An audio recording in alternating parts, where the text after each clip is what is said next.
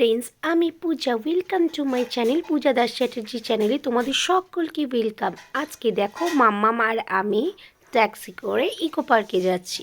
মাম্মাম যে ডান্স স্কুলে ডান্স করে সেখানে আমরা মমসরা মিলে একটা পিকনিক অ্যারেঞ্জ করেছি।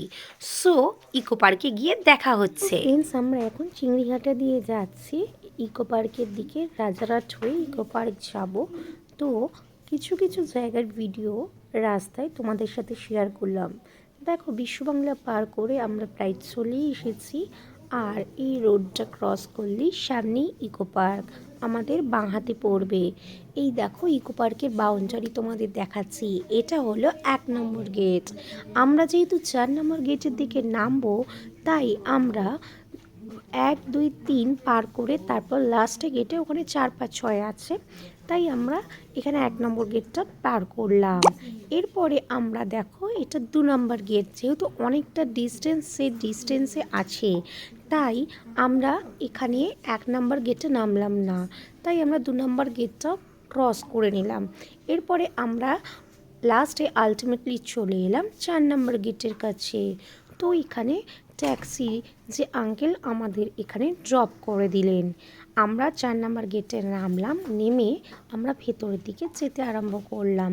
দেখো, এখানে গাড়ি পার্কিংয়েরও ব্যবস্থা রয়েছে।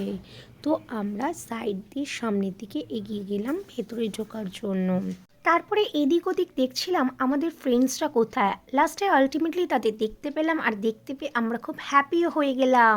আমরা হাই হ্যালো করে নিলাম। এরপরে আমরা এন্ট্রি গেট দিয়ে ভেতরে ঢুকবো বলে যাচ্ছি।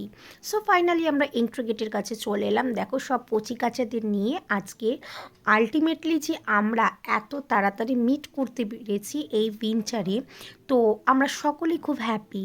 আমাদের আরেক ফ্রেন্ড একটু পরে আসবে তার পার্সোনাল একটা কাজের জন্য। সো আমরা ফাইনালি এন্ট্রি গেট দিয়ে ঢুকে গেছি ইকো পার্কে। তো ইকো পার্কের চতুর্দিকে পরিবেশটা আমি দেখে নিচ্ছি। এখানে ঢোকার জন্য তোমাদের 30 টাকা করে লাগবে, আর 3 বছরের ঊর্ধ্বে অ্যাবভ 3 ইয়ার্স তোমাদের পে করতে হবে 30 টাকা। আমরা সকলেই পে করে নিয়েছিলাম। এরপরে 7 ওয়ান্ডার্সের টিকিট কাউন্টার দেখা যাচ্ছে। অ্যাবভ 3 ইয়ার্স পার হেড 30 টাকা করে লাগছে। সো ফ্রেন্ডস, আমরা গেটে টিকিটটা দেখিয়ে ভিতরে ঢুকলাম 7 ওয়ান্ডার্স দেখার জন্য। তো দেখো, এখানে 7 ওয়ান্ডার্সের কত সুন্দর সুন্দর জিনিস আছে, যেগুলো আমাদের ওয়ার্ল্ডের 7 ওয়ান্ডার্স সেই জিনিসগুলোই স্ট্যাচু এখানে গড়ে তোলা হয়েছে। খুব সুন্দরভাবে আমরা এই জায়গাটায় ভিজিট করলাম, ভালোও লাগলো ঘুরে। বাচ্চারা খুব হ্যাপি ছিল, যেহেতু এটা একটা প্রাকৃতিক পরিবেশ, মনোরম পরিবেশ। এখানে এসে তোমরা ফ্যামিলির সাথে, কচিকাচাদের সাথে মল পেরিয়ে মাঠে এসে সময় কাটানোর জন্য একটা উপযুক্ত পিকনিক স্পট বলো বা টাইম স্পেন্ড করার জায়গা। সো ফ্রেন্ডস, দেখো এখানে যে যে ওয়ান্ডার্স আছে, একটা একটা করে আমরা ভেতরে যাব, আর তোমরা আমার এই ভিডিওর মাধ্যমে 7 ওয়ান্ডার্সগুলো দেখতে পাবে। তো ফ্রেন্ডস, আমরা ফার্স্টে যাচ্ছি পেট্রা জর্ডানে। সেখানে ভেতরে যে নিদর্শন আছে সেটা তোমাদের সামনে তুলে ধরবো। এরপর আমরা কিডসদের নিয়ে দেখো ভেতরে ঢুকছি।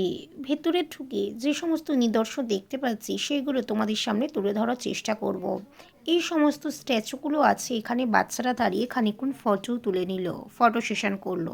আজকালকার বেবিরা এতটাই ফটো তুলতে ভালোবাসে, ফটো তোলার ওদের পোজ পছন্দ না হলে বারবার তারা ফটো তুলতে থাকবে। সো ফ্রেন্ডস, আমরা এদিকটা দেখে সামনের দিকে পা এগালাম আরও কী কী দেখা যায় দেখার জন্য।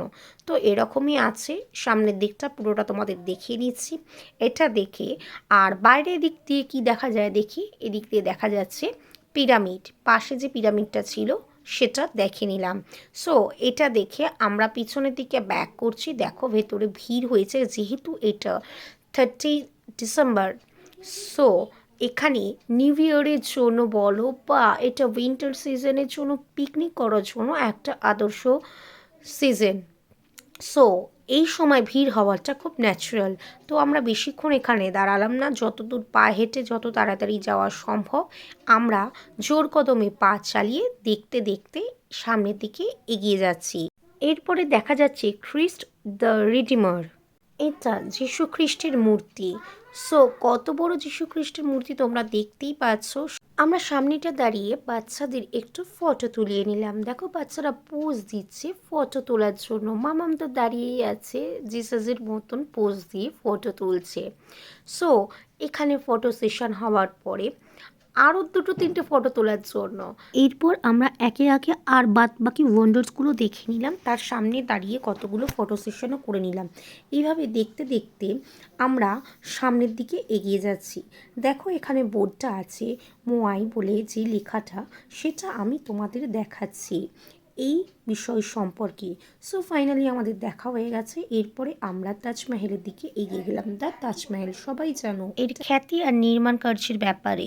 সো সো এটা দেখে আমরা সামনের দিকে এগিয়ে যাচ্ছি। দেখো ভিড় কম হয়নি। এরপর দেখো দেখা যাচ্ছে রোমে অবস্থিত কলোসিয়াম।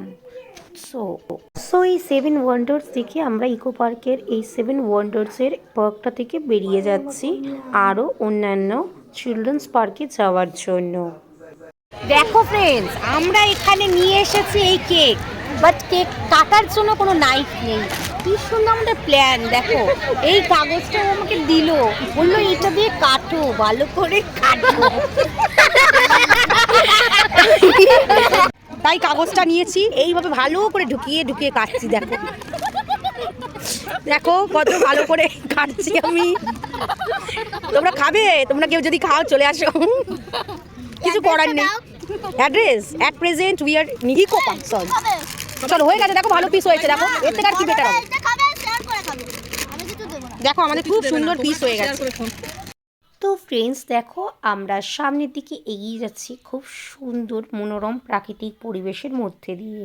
মাম্মাম তার ফ্রেন্ডসদের সাথে হাত ধরে সামনের দিকে এগিয়ে যাচ্ছে গল্প করতে করতে।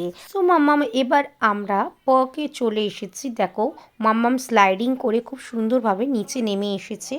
এরপরে আমরা অন্যদিকে এগিয়ে যাচ্ছে কি আছে আরও দেখার জন্য। দেখো এখানে পুরো একটা ফুল গ্রাউন্ড আছে, আর এখানে ডাবল বাইসাইক্লিংয়ের করারও ব্যবস্থা রয়েছে। সো ফ্রেন্ডস আমরা হাত ধরে এগাতে এগাতে সামনের দিকে এগিয়ে যাচ্ছি। দেখো এটা পুরো একটা বাগান। এখানে এসে মনে হচ্ছে যেন কোনো ভিলেজে চলে এসেছি। পুরোপুরি যেন এই এক গ্রাম্য পরিবেশ, বিভিন্ন ধরনের গাছপালায় ঘেরা এই জায়গাটি। এই ইকো পার্কের অন্যতম আকর্ষণ এই ফোয়ারার জল। যখনই তুমি এই জায়গা দিয়ে পাস করবে, ফোয়ারার জলে তুমি আংশিক ভিজে যাবে।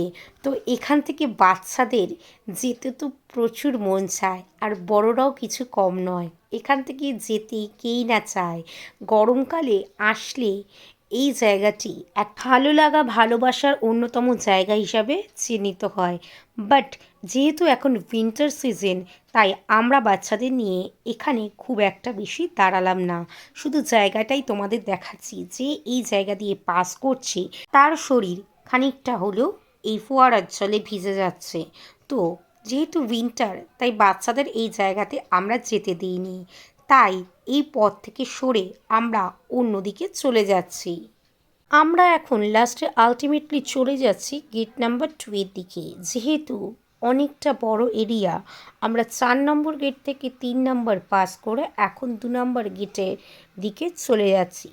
দেখো এখানেও অনেকটা বড় জায়গা, পুরো খোলামেলা পরিবেশ, আর এখানে আরও সুন্দর মনোরম পরিবেশে তোমার মন মুগ্ধ হয়ে উঠবে। সো ফাইনালি দেখো বাচ্চারা ওপর থেকে একটা বড় ঢিপি আছে, সেখান থেকে উপর থেকে নামছে আবার উঠছে। আর দেখো খুব সুন্দর টয় ট্রেন আসছে। টয় ট্রেনটা দেখে বাচ্চারা বহুত এক্সাইটেড হয়ে গেছে। টয় ট্রেনটায় উঠবে বলে বায়নাও করছিল। বাট যেহেতু আমরা সকালবেলা এসেছিলাম, অন্য জায়গায় ছিলাম, অন্য গেটে, তাই টয় ট্রেনটা এবারে আমাদের ওঠা হয়নি। তাই এবার দেখতে দেখতে আমরা গেট নাম্বার 2 এর দিকে আরও এগিয়ে যাচ্ছি, কিছুটা সামনে এগিয়ে সেখানে বসবো বলে। এরপরে আমরা একটা জায়গায় এসেছি, সেখানে রেস্টুরেন্ট আছে। অনেকটা বেলা হয়ে গেছিলো, খিদেও পেয়ে গেছিলো কচি কাচাদের। তাই দেখো উপচে পড়া ভিড় হয়েছিল 30 ডিসেম্বরে। সো আমরা ফাইনালি এই ভিড় কাটিয়ে রেস্টুরেন্টের দিকে এগিয়ে যাচ্ছি, সেখানে কি পাওয়া যায় সেটা দেখার জন্য। সো ফ্রেন্ডস দেখো আমরা এগাচ্ছি প্রায় 4:10-15 হয়ে গেছিল, তাই অনেকটাই বেলা হয়ে গেছিলো বলে খিদের পরিমাণটাও বেড়ে গেছে। দেখো এখানে এই রেস্টুরেন্টে কী কী পাওয়া যায় উইথ প্রাইস লিস্ট তোমাদের সাথে আমি শেয়ার করছি। তো আমরা ভেবেছিলাম এখানে সবজি উইথ কচুরি খাবো, বাট সেই জিনিসটা ছিল না। আর বিরিয়ানিও 1 প্লেট ছিল, তাই এখানে আর কিছু খাওয়া হলো না। তারপরে আমরা খানিক দূর হাঁটার পর এক জায়গায় বসলাম, আর এখানে বসে দেখো মোয়া আনা হয়েছিল।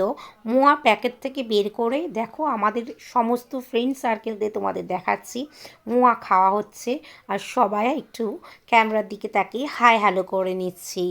আর বাচ্চারা ভীষণ এক্সাইটেড ছিল তাদের ফ্রেন্ডসদের সাথে খেলা করছে দেখি। সো ফ্রেন্ডস দেখো, আমি ঝিলের ধারে মনোরম প্রাকৃতিক পরিবেশটা তোমাদের আরও একবার দেখানোর চেষ্টা করছি। খুব সুন্দর রেলিংয়ের ধার, বসে খেলে খুব সুন্দর সময় কাটাতে পারবে ফ্যামিলির সাথে, উপযুক্ত জায়গা।